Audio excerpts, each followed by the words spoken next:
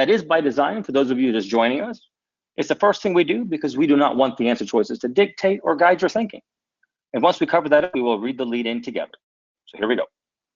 Which of the following additional findings would most likely be present, assuming that he is meeting his developmental milestones? Which of the following additional findings would most likely be present, assuming that he is meeting his developmental milestones? So with that, I'll give you guys a few seconds to let us know in the question box what the key words in the lead-in are and how many steps you believe this question will require. We'll give you guys a few seconds here to respond.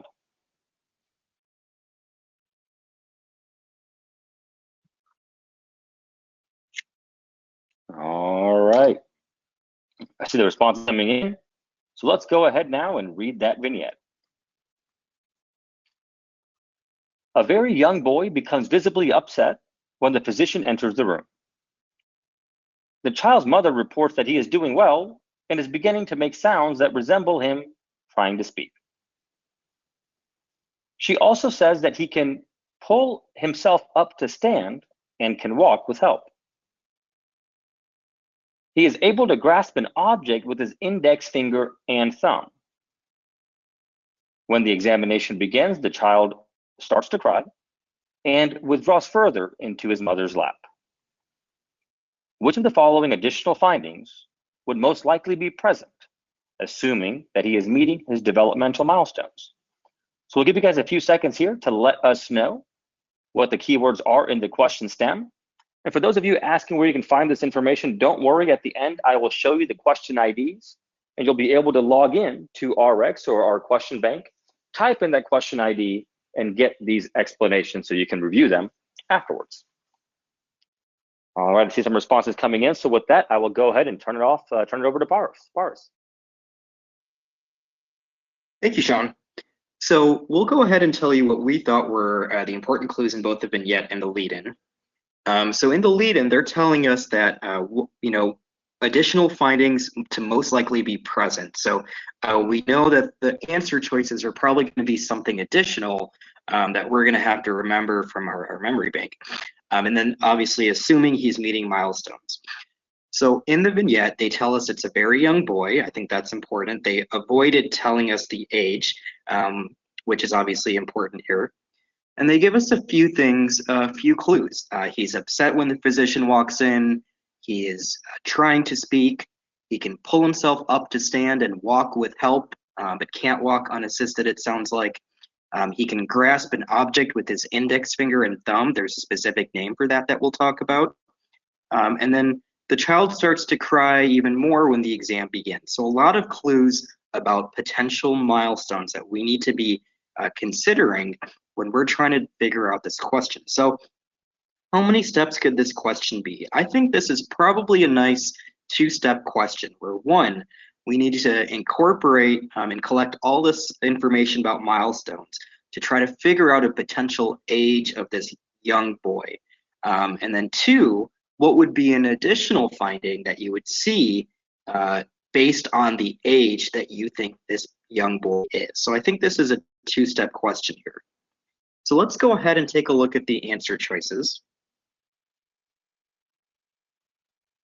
And again, we'll start at the bottom and work our way up. This way we'll make sure we're getting through all the answer choices, especially an important question like this.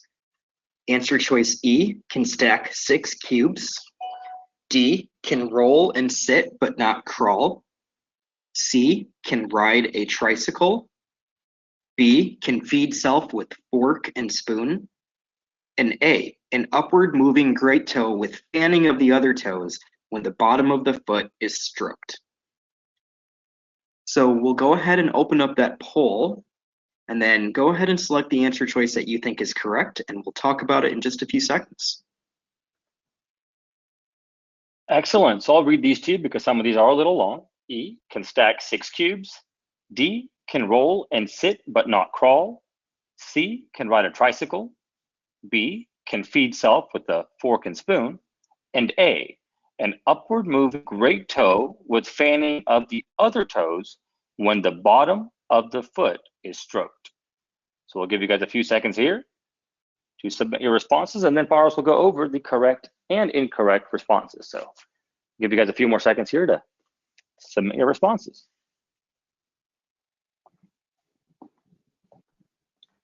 All right. Looks like we're getting a lot of responses here, so we'll give you guys a few more seconds and then we'll take a look and see how you guys did.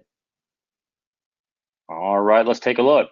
Looks like 38% of you guys picked answer choice A, which is an upward moving great toe with fanning of the other toes when the bottom of the foot is stroked.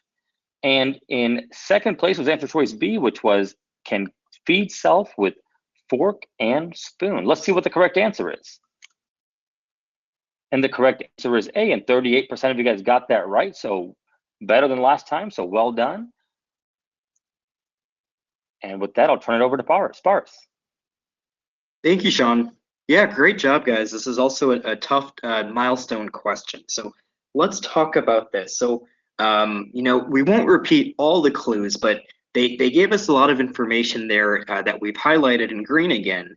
Of note, grasping an object with his index finger and thumb, that's called a pincer grasp, okay? He's able to pull himself up, but needs help to walk.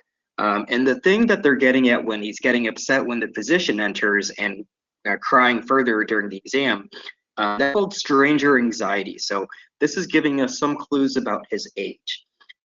So we know that this child is most likely less than 15 months because he can't walk unassisted. Stranger anxiety, as we mentioned, usually starts at around 7 to 9 months. The pincer grasp starts at around usually 10 months. And the fact that he can stand and walk with assistance but not yet on his own suggests maybe at least 10 months of age, but less than, not older than 12 months. So that movement in answer choice A, that's actually called the Babinski sign, and that's a normal finding in infants before the age of 12 months because their corticospinal pathways are not fully myelinated. If that were to be an adult or an older child, that would be pathologic, okay?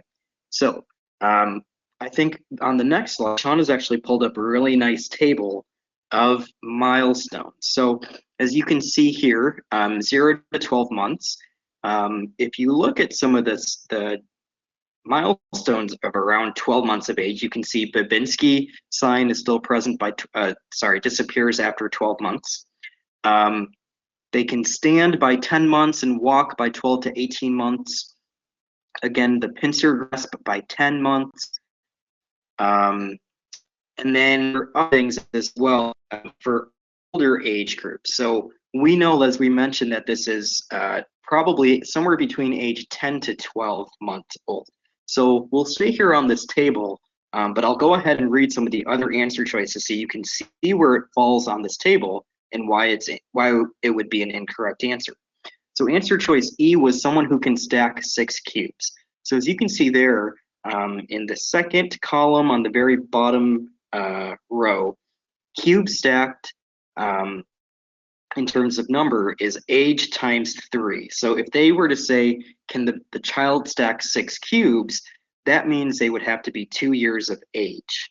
And again, we've determined that this patient is somewhere between 10 and 12 months. Answer choice D was can roll and sit, but not crawl. And you can see there again in the second column, but in the first row, rolls and sits is characteristic of 6 months of age under the posture. Someone who can ride a tricycle, this was answer choice C. This is something that usually is done by age 3, okay? And then answer choice B can feed self with a fork and spoon. As you can see there again in the motor column, in the 12 to 36 month row, that would fall under cutlery. Someone who can feed self with fork and spoon is someone who's 20 months. So you can see there, this is a lot of information coming at you, but important to know where all of those different potential milestones fall, and then to use the information they gave us to determine that we think our patient is 10 to 12 months, and by that, they probably still have the Babinski reflex. And that's why answer choice A was a correct answer choice in this question. Excellent, thank you, Paris. So Great job to you guys who got it right. Those of you who didn't, I'm sure that explanation helped. And of course, we went ahead and provided the slide, and you can see that it's on page 635 in First Aid version 2020. So be sure to take a look at that because it is an important chart.